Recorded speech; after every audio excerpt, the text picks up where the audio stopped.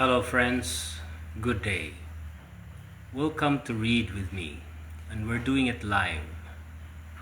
Today, in preparation for the incoming apostolic exhortation of Pope Leo XIV, I'm going to read an encyclical letter of Pope Francis entitled DILEXIT NOS on the human and divine love of the heart of Jesus Christ.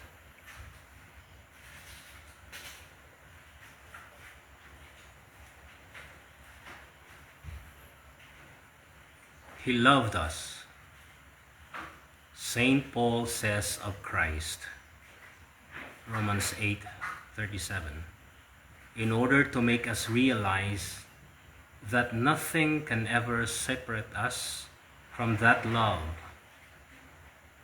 Paul could say this with certainty because Jesus himself had told his disciples, "I have loved you." Even now, the Lord says to us, "I have called you friends." His open heart has gone before us and waits for us unconditionally, asking only to offer us his love and friendship.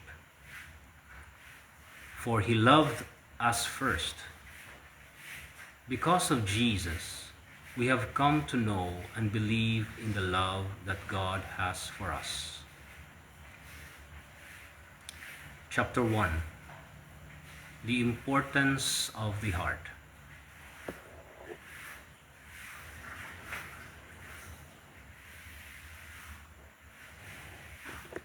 The symbol of the heart has often been used to express the love of Jesus Christ. Some have questioned whether this symbol is still meaningful today. Yet living as we do in an age of superficiality, rushing frenetically from one thing to another without really knowing why, and ending up as insatiable consumers and slaves to the mechanisms of a market and concerned about the deeper meaning of our lives, all of us need to rediscover the importance of the heart. What do we mean by the heart? In classical Greek, the word cardia denotes the inmost part of human beings, animals, and plants. For Homer, it indicates not only the center of the body, but also the human soul and spirit. In the Iliad, thoughts and feelings proceed from the heart and are closely bound one to another. The heart appears as the locus of desire and the place where important decisions take place. In Plato, the heart serves, as it were, to unite the rational and instinctive aspects of the person, since the impulses of both the higher faculties and the passions were thought to pass through the veins that converge in the heart. From ancient times, then, there has been an appreciation of the fact that human beings are not simply a sum of different skills, but a unity of body and soul with a coordinating center that provides a backdrop of meaning and direction to all that a person experiences. The Bible tells us that the Word of God is living and active. It is able to judge the thoughts and intentions of the heart. In this way, it speaks to us of the heart as a core that lies hidden beneath all outward appearances, even beneath the superficial thoughts that can lead us astray. The disciples of Emmaus, on their mysterious journey in the company of the risen Christ, experience a moment of anguish, confusion, despair, and disappointment. Yet, beyond and in spite of this, something was happening deep within them. Were not our hearts burning within us while He was talking to us on the road? The heart is also the locus of sincerity, where deceit and disguise have no place. It usually indicates our true intentions, what we really think, believe, and desire, the secrets that we tell no one. In a word, the naked truth about ourselves. It is the part of us that is neither appearance or illusion, but is instead authentic, real, entirely who we are. That is why Samson, who kept from Delilah the secret of his strength, was asked by her, "How can you say I love you when your heart is not with me?" Only when Samson opened his heart to her did she realize that he had told her his whole secret.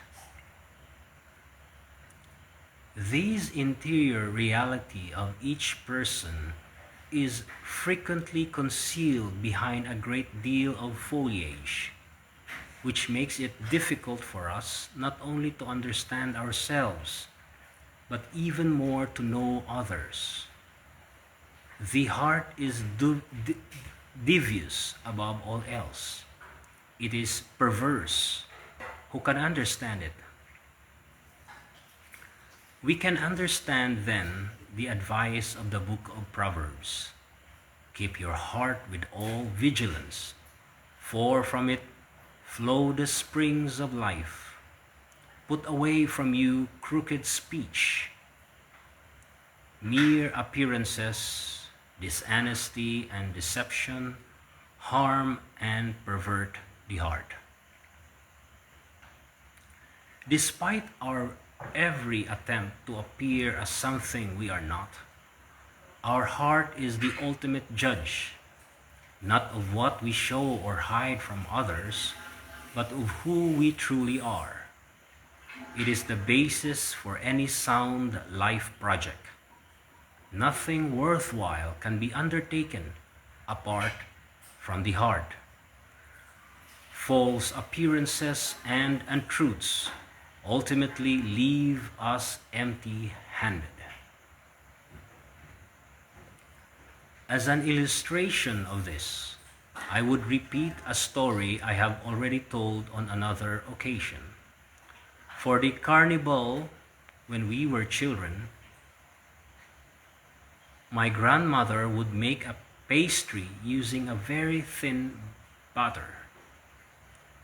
When she dropped the strips of batter into the oil, they would expand, but then when we bit into them, they were empty inside. In the dialect we spoke, those cookies were called lies. My grandmother explained why. Like lies, they look big, but are empty inside. They are false and real. Instead of running after superficial satisfactions and playing a role for the benefit of others, we would do better to think about the really important questions in life. Who am I really? What am I looking for? What direction do I want to give to my life, my decisions, and my actions? Why and for what purpose am I in this world? How do I want to look back on my life once it ends? What meaning do I want to give to all my experiences? Who do I want to be for others? Who am I for God? All these questions lead us back to the heart. Returning to the heart,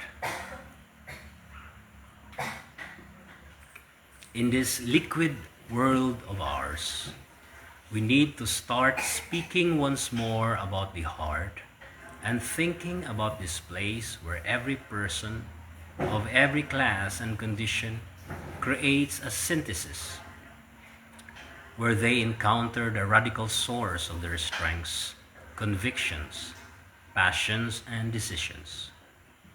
Yet, we find ourselves immersed in societies of serial consumers who live from day to day, dominated by the hectic pace and bombarded by technology, lacking in the patience needed to engage in the processes that an interior life by its very nature requires.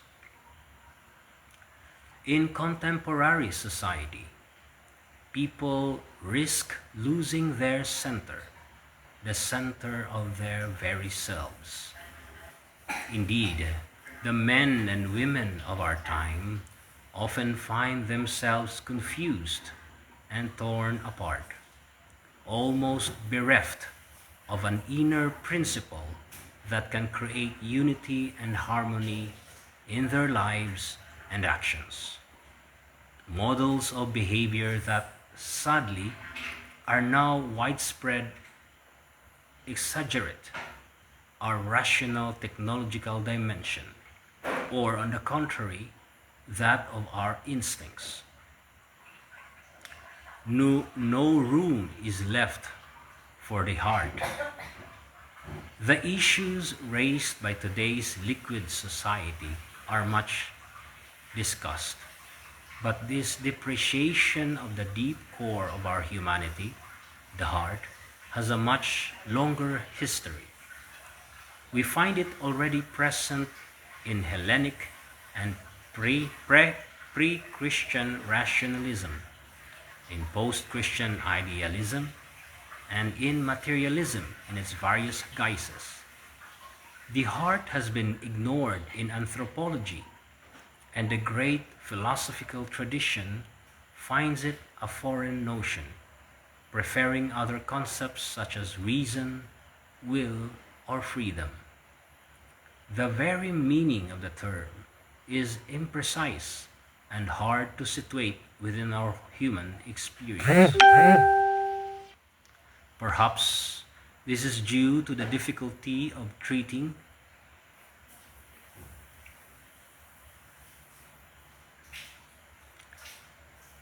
it as a clear and distinct idea, or because it entails the question of self-understanding, where the deepest part of us is also that which is least known. Even encountering others does not necessarily prove to be a way of encountering ourselves, inasmuch as our thought patterns are dominated by an unhealthy individualism.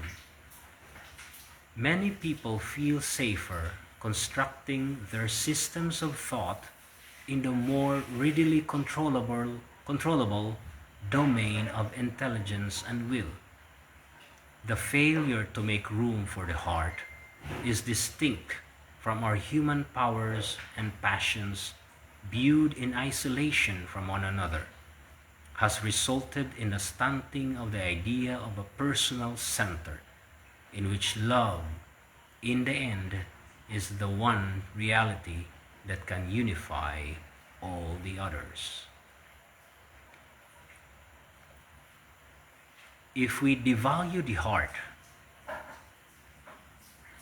we also devalue what it means to speak from the heart, to act with the heart, to cultivate and heal the heart.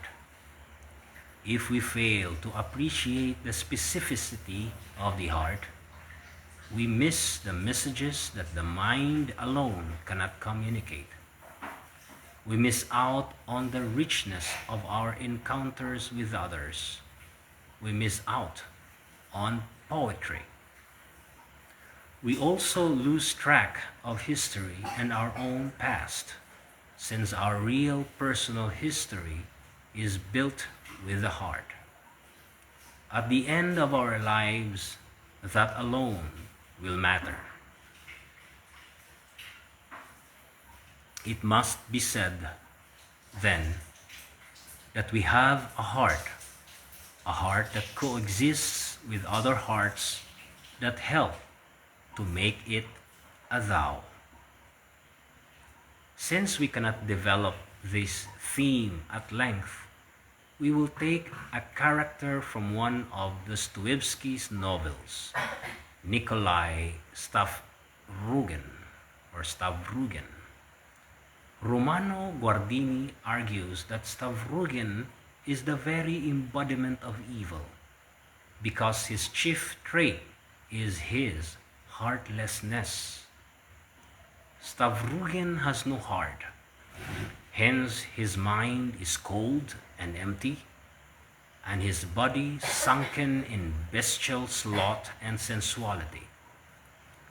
He has no heart, hence he can draw close to no one, and no one can ever truly draw close to him. For only the heart creates intimacy, true closeness between two persons. Only the heart is able to welcome and offer hospitality. Intimacy is the proper activity and the domain of the heart. Stavrugen is also infinitely distant, even from himself, because a man can enter into himself only with the heart, not with the mind.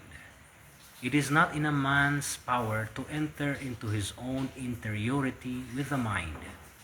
Hence, if the heart is not alive, man remains a stranger to himself. All our actions need to be put under the political rule of the heart. In this way, our aggressiveness and obsessive desires will find rest in the greater good that the heart proposes and in the power of the heart to resist evil. The mind and the will are put at the service of the greater good by sensing and savoring truths, rather than seeking to master them as the sciences tend to do. The will desires the greater good that the heart recognizes, while the imagination and emotions are themselves guided by the beating of the heart. It could be said, then, that I am my heart, for my heart is what sets me apart, shapes my spiritual identity, and puts me in communion with other people. The algorithms operating in the digital world show that our thoughts and will are much more uniform than we had previously thought. They are easily predictable and thus capable of being manipulated. That is not the case with the heart. The word heart proves its value for philosophy and theology in their efforts to reach an integral synthesis. Nor can its meaning be exhausted by biology, psychology, anthropology, or any other science.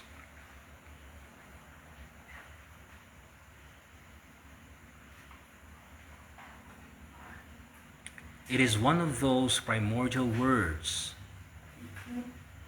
that describe realities belonging to man precisely insofar as he is one whole, as a corporeal spiritual person.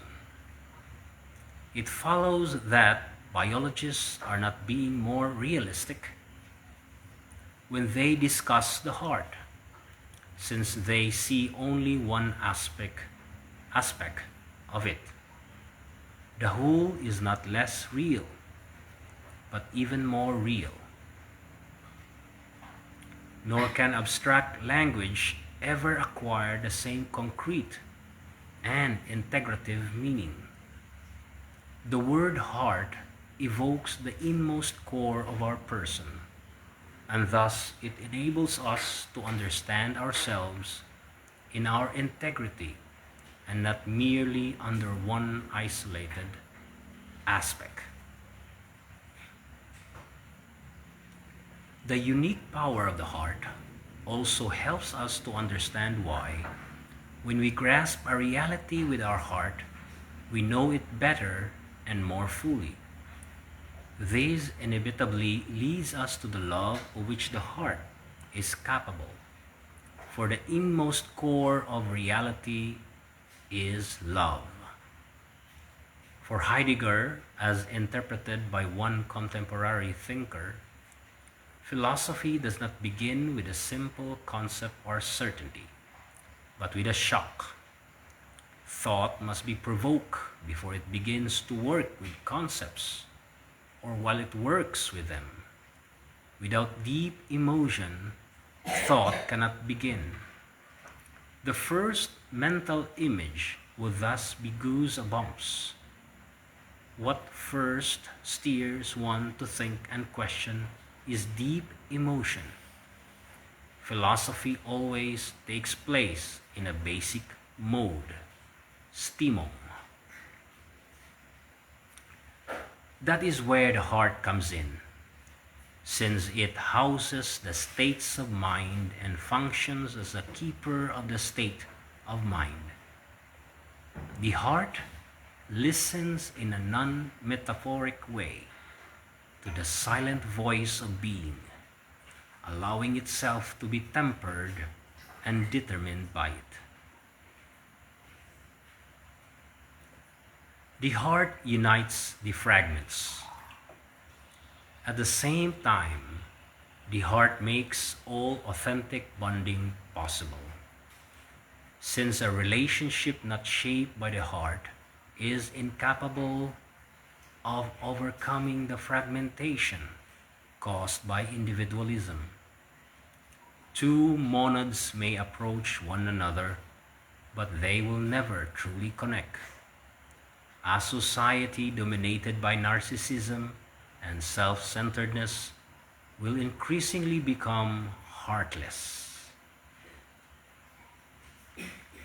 This will lead in turn to the loss of desire, since as other persons disappear from the horizon, we find ourselves trapped within walls of our own making, no longer capable of healthy relationships. As a result, we also become incapable of openness to God. As Heidegger puts it, to be open to the divine, we need to build a guest house. We see then that in the heart of each person there is a mysterious connection between self-knowledge and openness to others, between the encounter with one's personal uniqueness and the willingness to give oneself to others. We become ourselves only to the extent that we acquire the ability to acknowledge others, while only those who can acknowledge and accept themselves are then able to encounter others. The heart is also capable of unifying and harmonizing our personal history, which may seem hopelessly fragmented, yet is the place where everything can make sense.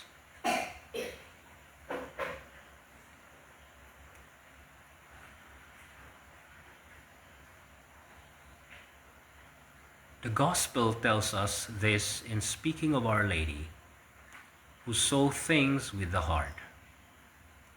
She was able to dialogue with the things she experienced by pondering them in her heart, treasuring their memory and viewing them in a greater perspective.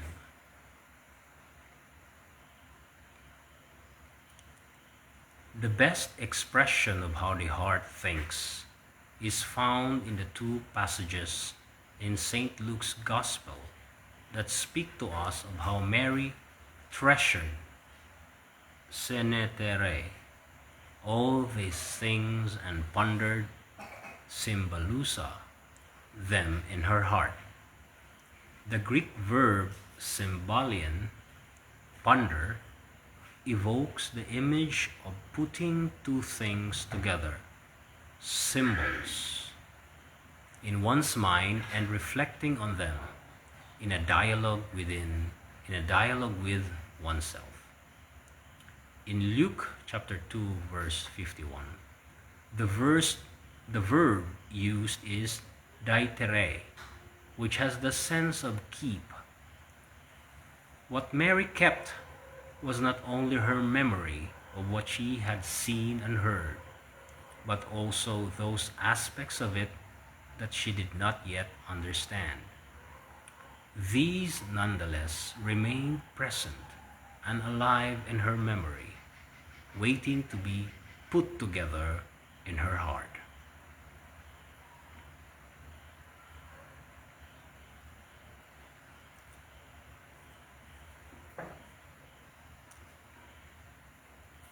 In this age of artificial intelligence,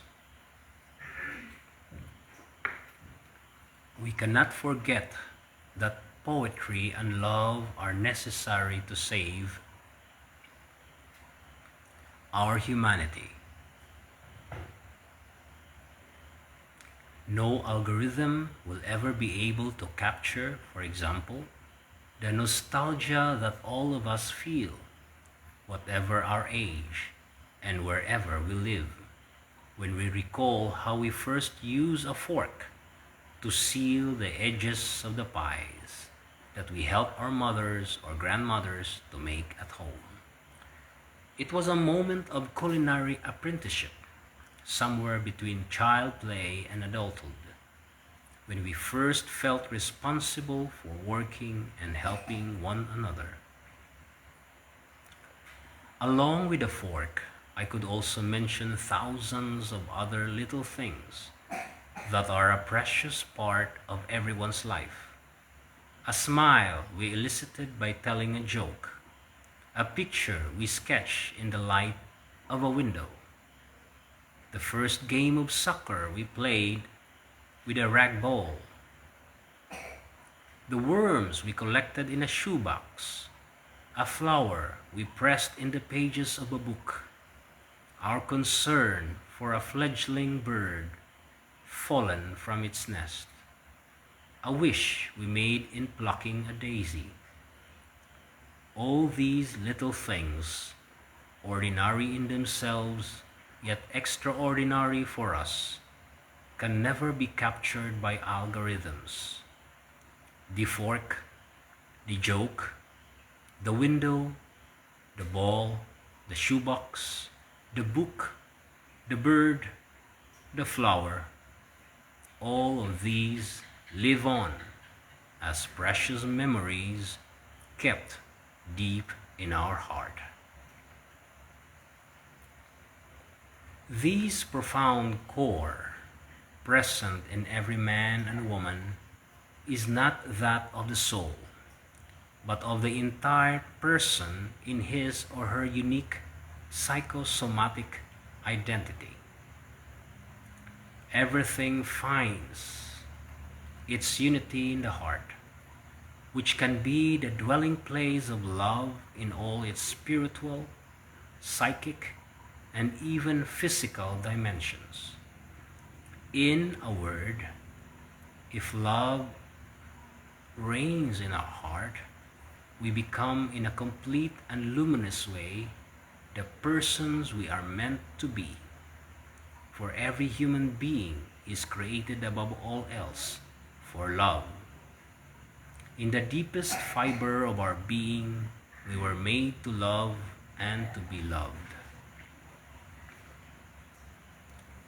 For this reason, when we witness the outbreak of new wars with the complicity, tolerance, and indifference of other countries, or petty power struggles over partisan interests, we may be tempted to conclude that our world is losing its heart. We need only to see and listen to the elderly women from both sides who are at the mercy of these devastating conflicts.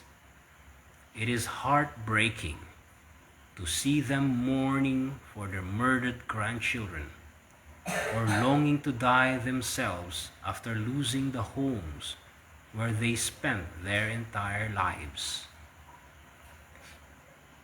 Those women who were often pillars of strength and resilience amid life's difficulties and hardships, now at the end of their days are experiencing, in place of a well-earned rest, only anguish, fear, and outrage.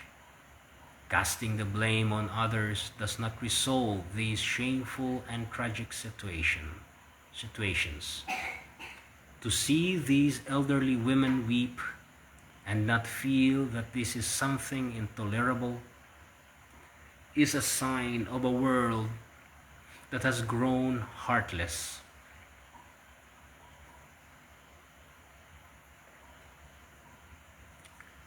Whenever a person thinks, questions, and reflects on his or her true identity, strives to understand the deeper questions of life and to seek God, or experiences the thrill of catching a glimpse of truth, it leads to the realization that our fulfillment as human beings is found in love. In loving, we sense that we come to know the purpose and goal of our existence in this world. Everything comes together in a state of coherence and harmony. It follows that, in contemplating the meaning of our lives, perhaps the most decisive question we can ask is, do I have a heart?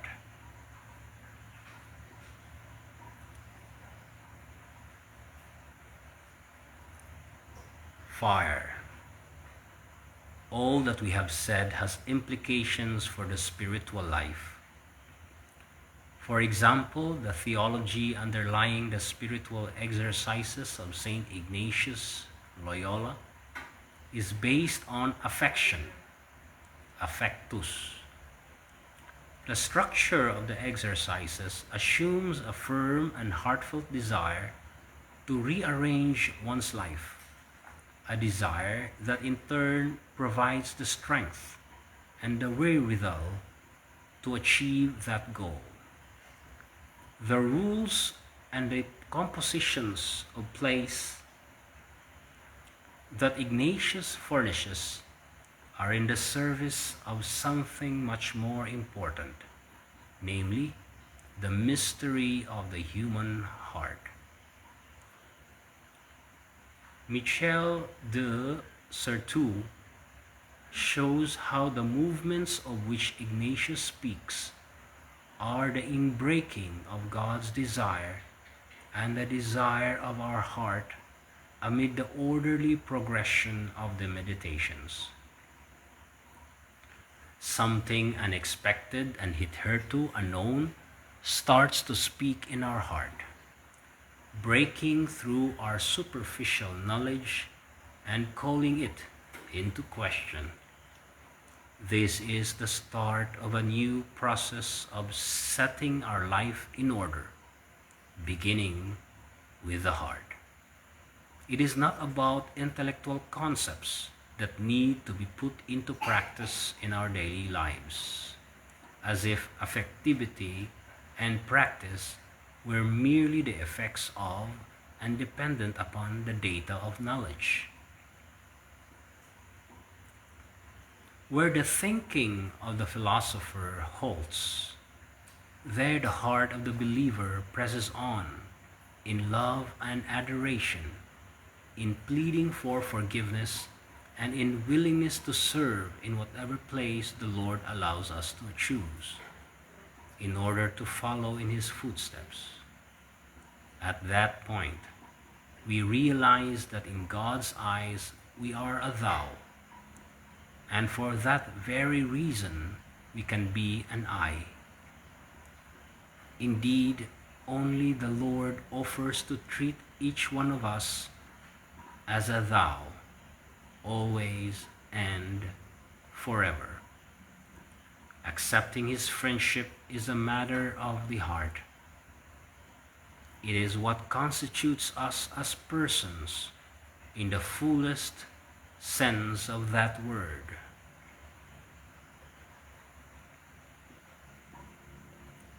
Saint Bonaventure tells us that in the end we should not pray for light, but for raging fire.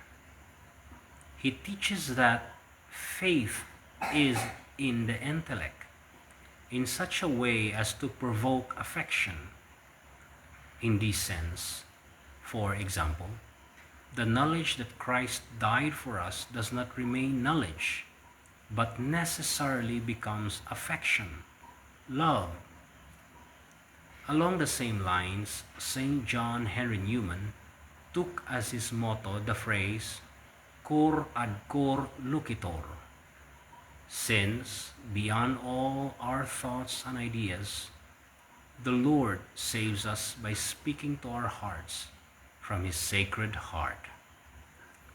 These realizations led him, the distinguished intellectual, to recognize that his deepest encounter with himself and with the Lord came not from his reading or reflection, but from his prayerful dialogue, heart to heart, with Christ, alive and present. It was in the Eucharist that Newman encountered the living heart of Jesus, capable of setting us free, giving meaning to each moment of our lives, and bestowing true peace. O most sacred, most loving heart of Jesus, thou art concealed in the Holy Eucharist, and thou pleadest for us still, I worship Thee then with all my best love and awe, with my fervent affection, with my most subdued, most resolved will. O my God, when Thou dost condescend to suffer me to receive Thee, to eat and drink Thee, and Thou for a while takest up Thy abode within me, O make my heart beat with Thy heart. Purify it of all that is earthly, all that is proud and sensual, all that is hard and cruel, of all perversity, of all disorder, of all deadness. So fill it with Thee, that neither the events of the day nor the circumstances of the time may have power to ruffle it, but that in Thy love and Thy fear it may have peace.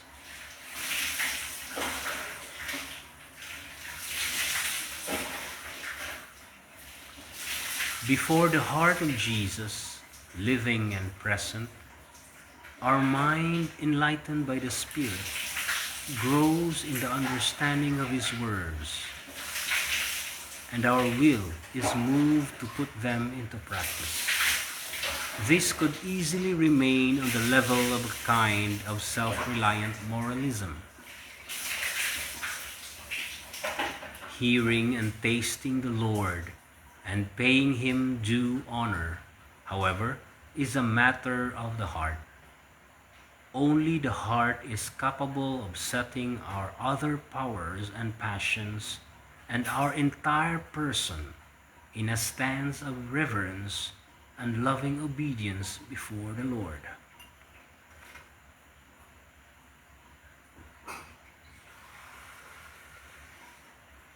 The world can change, beginning with the heart. It is only by starting from the heart that our communities will succeed in uniting and reconciling differing minds and wills, so that the Spirit can guide us in unity as brothers and sisters. Reconciliation and peace are also born of the heart. The heart of Christ is ecstasy, openness, gift, and encounter. In that heart, we learn to relate to one another in wholesome and happy ways, and to build up in this world God's kingdom of love and justice. Our hearts, united with the heart of Christ, are capable of working this social miracle. Taking the heart seriously, then, has consequences for society as a whole. The Second Vatican Council teaches that every one of us needs a change of heart. We must set our gaze on the whole world and look to those tasks we can all perform together in order to bring about the betterment of our race. For the imbalances affecting the world today are in fact a symptom of a deeper imbalance rooted in the human heart. In pondering the tragedies afflicting our world, the Council urges us to return to the heart. It explains that human beings, by their interior life, transcend the entire material universe. They experience this deep interiority when they enter into their own heart, where God, who probes the heart, awaits them, and where they decide their own destiny in the sight of God. This in no way implies an undue reliance on our own abilities. Let us never forget that our hearts are not self-sufficient, but frail and wounded. They possess an ontological dignity. Yet, at the same time, must seek an ever more dignified life. The Second Vatican Council points out that the ferment of the gospel has aroused and continues to arouse in human hearts an unquenchable thirst for human dignity. Yet to live in accordance with this dignity, it is not enough to know the gospel or to carry out mechanically its demands. We need the help of God's love. Let us turn then to the heart of Christ, that core of his being, which is a blazing furnace of divine and human love, and the most sublime fulfillment to which humanity can aspire. There, in that heart, we truly come at last to know ourselves, and we learn how to love. In the end, the Sacred Heart is the unifying principle of all reality.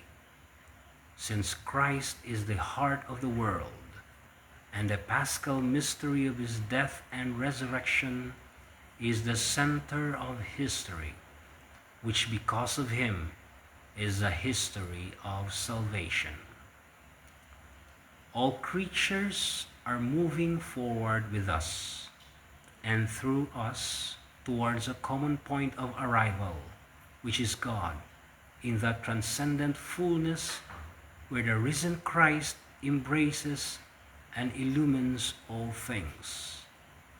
In the presence of the heart of Christ, I once more ask the Lord to have mercy on this suffering world in which He chose to dwell as one of us.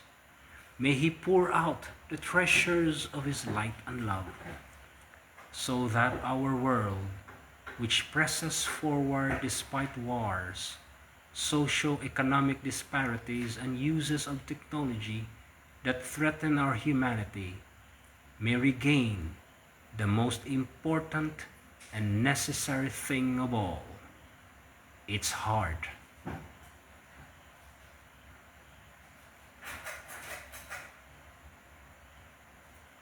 Chapter 2.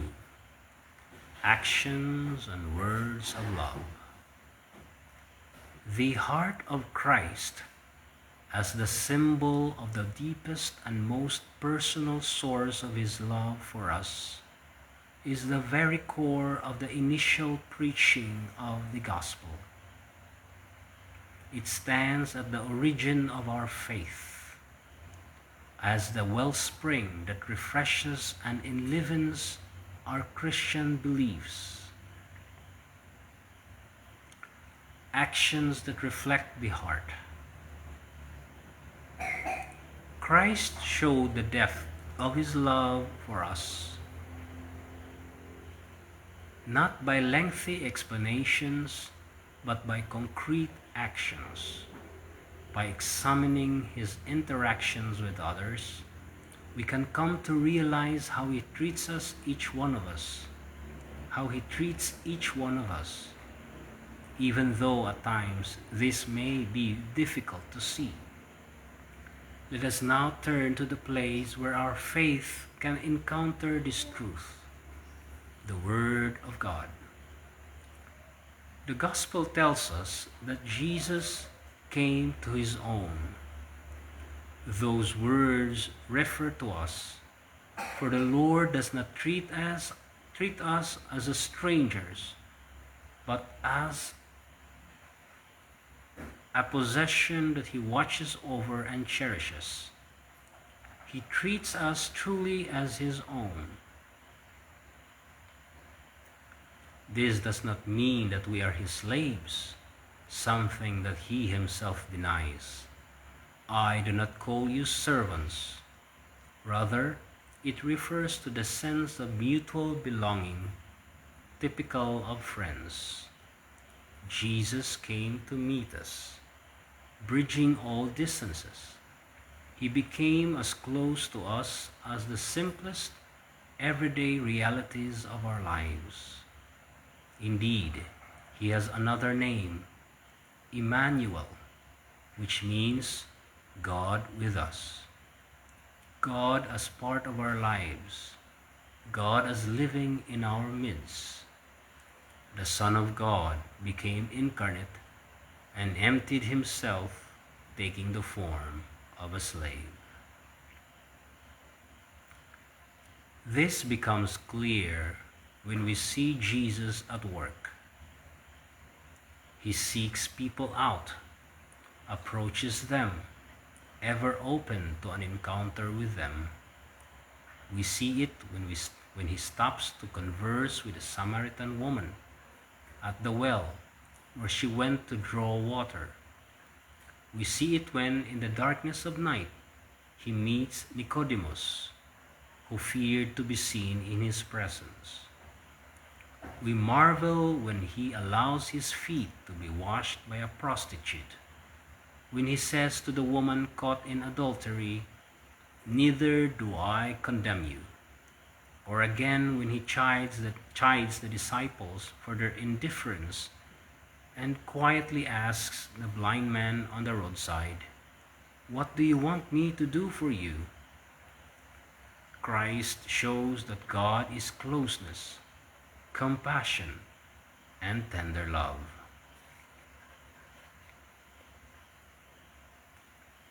Whenever Jesus healed someone, He preferred to do it not from a distance, but in close proximity.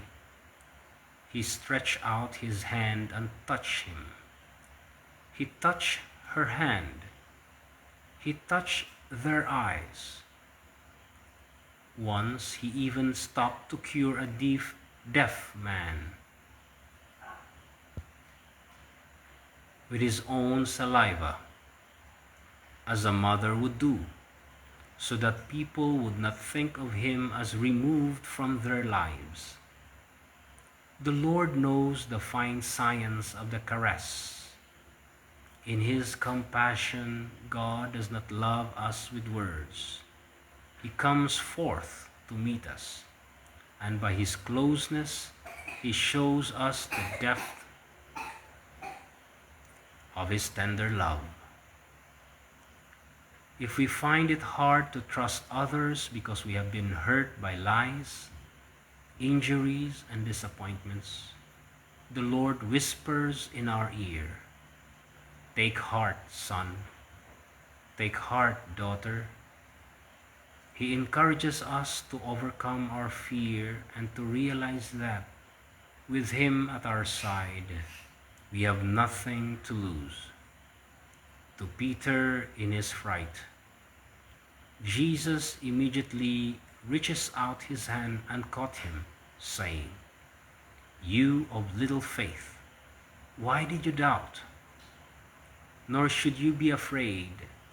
Let him draw near and sit at your side." There may be many people we distrust, but not him. Do not hesitate because of your sins. Keep in mind that many sinners came and sat with him. Yet Jesus was scandalized by none of them. It was the religious elite that complained and treated him as a glutton and a drunkard, a friend of tax collectors and sinners. When the Pharisees criticized him for his closeness to people deemed base or sinful, Jesus replied, "I desire mercy, not sacrifice." That same Jesus is now waiting for you to give him the chance to bring light to your life, to raise you up, and to fill you with his strength. Before his death, he assured his disciples, "I will not leave you orphaned. I am coming to you. In a little while the world will no longer see me, but you will see me." Jesus always finds a way to be present in your life so that you can encounter him. Jesus' gaze. The gospel tells us that a rich man came up to Jesus, full of idealism, yet lacking in the strength needed to change his life. Jesus then looked at him. Can you imagine that moment? That encounter between his eyes and those of Jesus? If Jesus calls you and summons you for a mission, he first looks at you, plumbs the depths of your heart, and knowing everything about you, fixes his gaze upon you. So it was when, as he walked by the Sea of Galilee, he saw two brothers.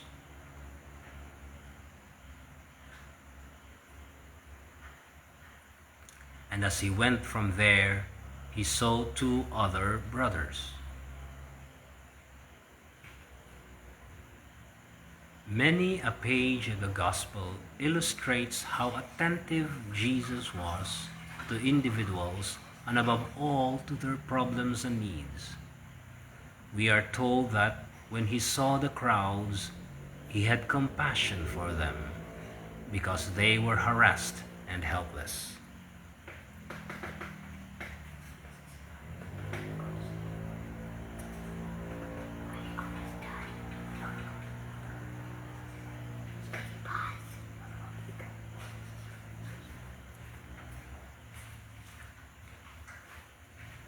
Whenever we feel that everyone ignores us, that no one cares what becomes of us, that we are of no importance to anyone, He remains concerned for us. To Nathanael, standing apart and busy about his own affairs, he could say, "I saw you under the fig tree before Philip called you." Precisely out of concern for us, Jesus knows every one of our good intentions and small acts of charity. The Gospel tells us that once he saw a poor widow put in 2 small copper coins in the temple treasury and immediately brought it to the attention of his disciples. Jesus thus appreciates the good that he sees in us. When the centurion approached him with complete confidence, Jesus listened to him and was amazed.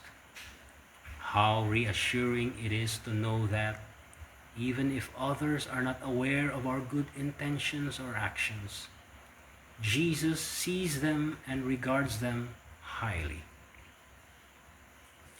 In his humanity, Jesus learned this from Mary, his mother.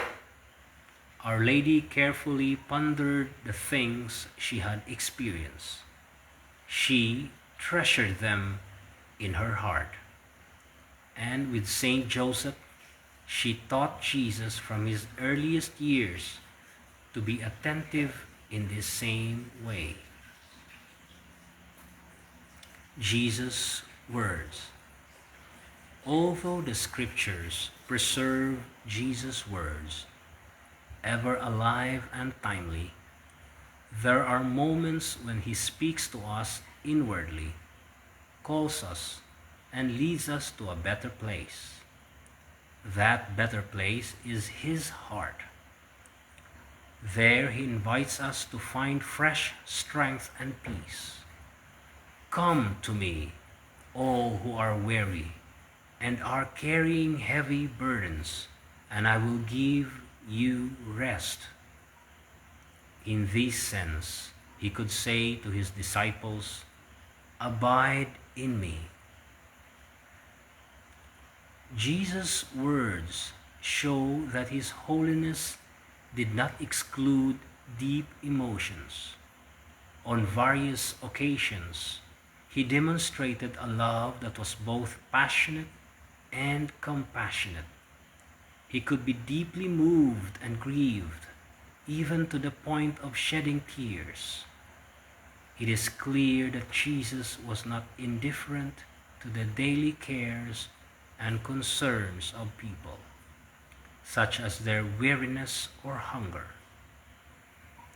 "I have compassion for this crowd. They have nothing to eat. They will faint on the way, and some of them have come from a great distance." Mark chapter 8, verses 2 to 3. The Gospel makes no secret of Jesus' love for Jerusalem.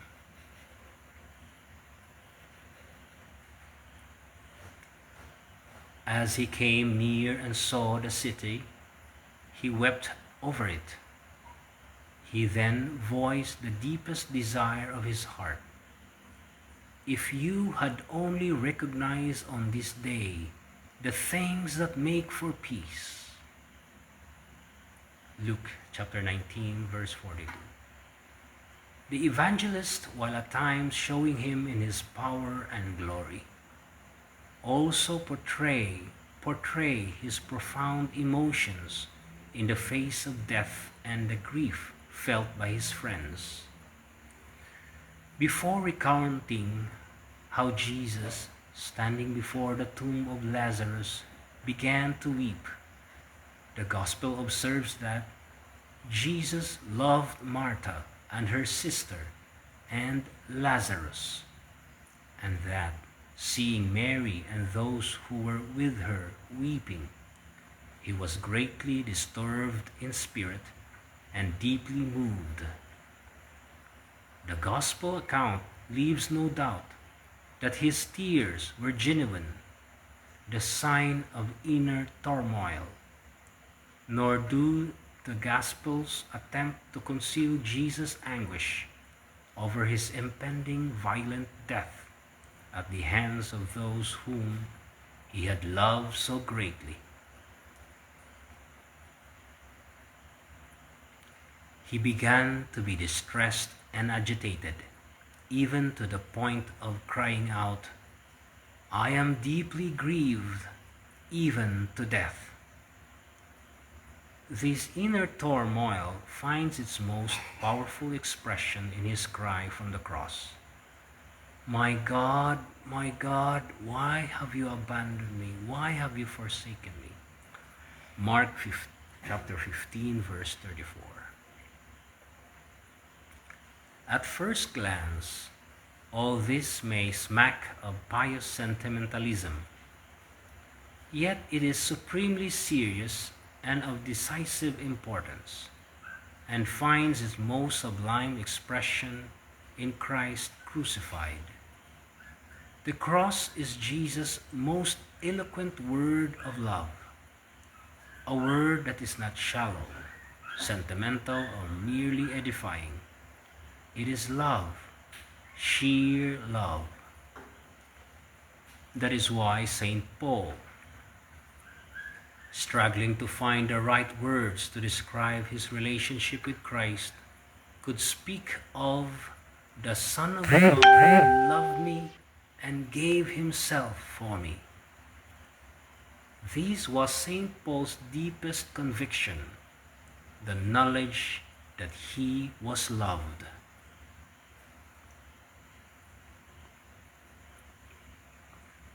Christ's self-offering on the cross became the driving force in Paul's life. Yet it only made sense to him because he knew that something even greater lay behind it. The fact that he loved me. At a time when many were seeking salvation, prosperity, or security elsewhere, Paul, moved by the Spirit, was able to see farther and to marvel at the greatest and most essential thing of all. Christ loved me. Now, after considering Christ and seeing how his actions and words grant us insight into his heart, let us turn to the church reflection on the holy mystery of the Lord's Sacred Heart. Chapter 3. This is the heart that has loved so greatly. Thank you for listening. We'll continue this later. This is part 1 of Pope Francis' Encyclical entitled DILEXIT NOS. Next time we'll be doing part 2. Thank you so much for listening and reading with me.